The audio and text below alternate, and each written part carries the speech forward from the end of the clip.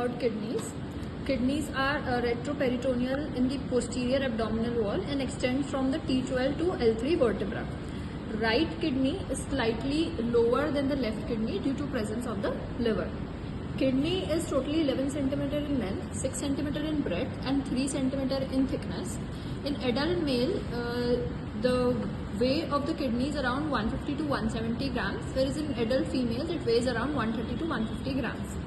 Factors that will keep the kidneys in a position are the pressure that is exerted by the neighboring viscera, maintained by the tone of the abdominal muscles, the deposition of the renal fascia and distribution of the renal fat. When we talk about the coverings of the kidney, so within outwards when we go, we'll first have the fibrous capsule, which is the true capsule. Then we'll have the perinephric fat, which is the adipose capsule. Then we'll have the renal fascia or the fascia of the aorta, which is the false capsule, and the paranephric fat.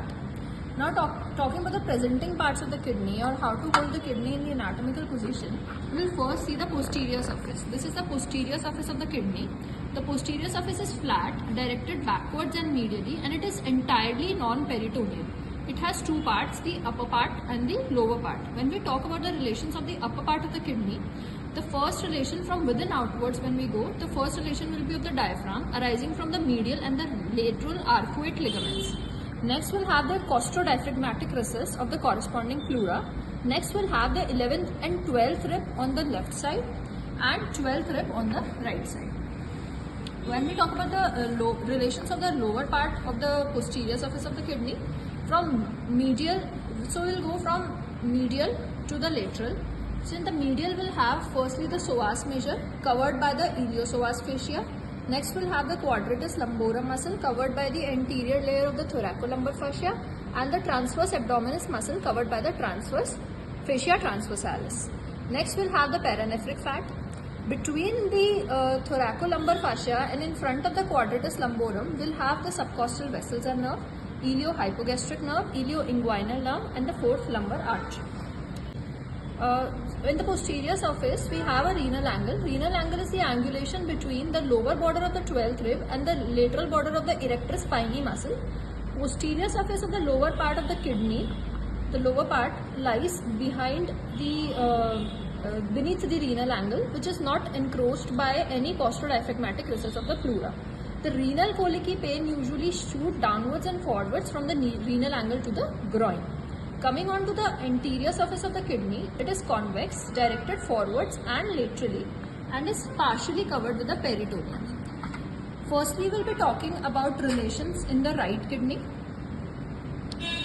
In the right kidney, there are 5 areas present. First will be the suprarenal area. It is a non-peritoneal area and includes the upper pole and the upper part of the medial border of the kidney.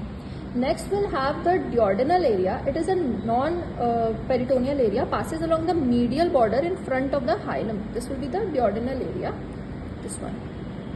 Then we'll have the hepatic area. Hepatic area is peritoneal and it will include the upper 3/4 of the anterior surface.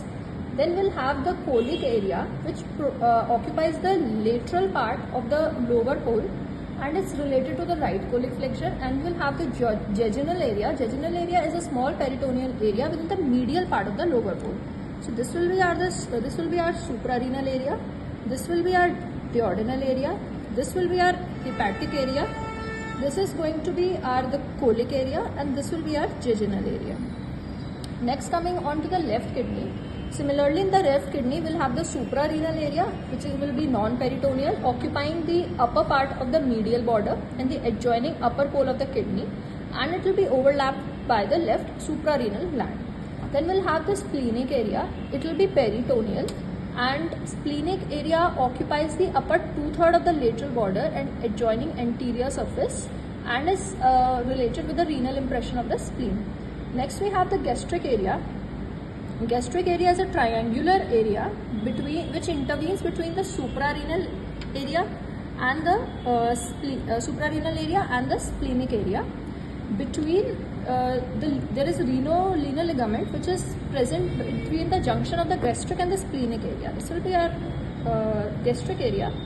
This will be our splenic area. This is our gastric area, and at the junction we will have the renal ligament. Next we have a pancreatic area. Pancreatic area is a strip across the hilum of the kidney, and it is also non-peritoneal. It is related to body of pancreas and the splenic vessels. Next we'll have the colic area, which occupies the lower part of the lateral border and is related to the left colic flexure and descending colon.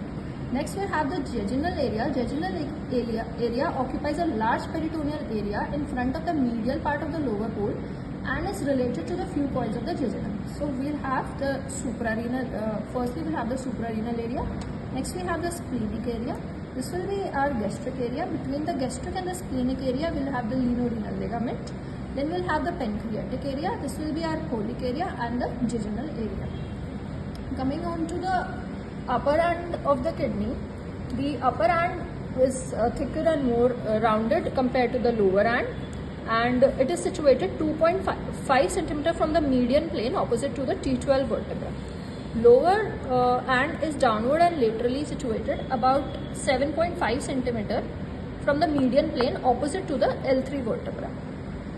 Talking about the lateral border is convex and thick and lies more posterior plane than the medial border.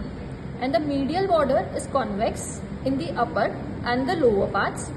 It has convexity and concavity where the hilum of the kidney is present. The structure that will be passing through the hilum of the kidney, this will be our renal artery. This is our renal artery. This is our renal vein, and third will have the pelvis of the ureter.